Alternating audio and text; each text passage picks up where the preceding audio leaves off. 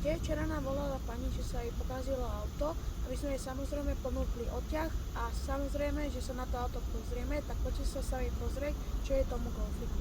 Takže ako vidíte, palubovka celá svieti, ale auto nejde naštartovať. Myslíme si, že to bude baterka, ale skôr si myslíme, že to bude alternátor.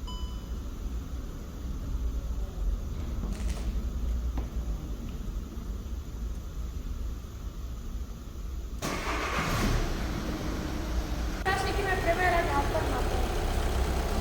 Takže ako vidíte, alternátor má 9 a minimálne musí mať 13,5, aby fungoval, takže vieme, že je alternátor.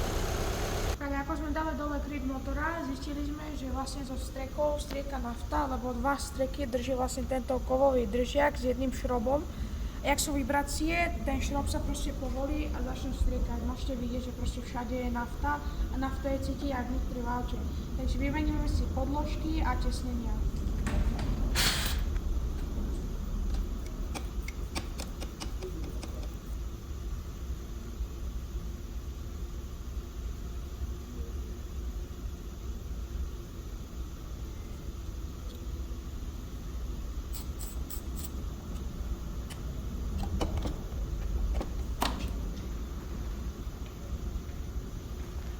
Čo, ľahká práca? Hej.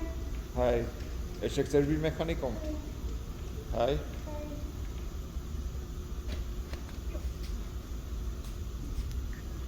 Tak alternátor máme vonku, keď to budete robiť na 1.6 TDI, určite keď sa zapotíte, je to ťažké jak pôrod. Najprv treba dať dole koleso, podblatník, palivový filter a klimakompresor. My máme nášho veľmi dobrého kamaráta Repajmeister, ktorý sa zaoberá repasovaním štarterov a alternátorov.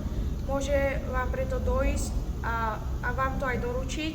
On dneska preto dojde a už večer to budeme mať hotové.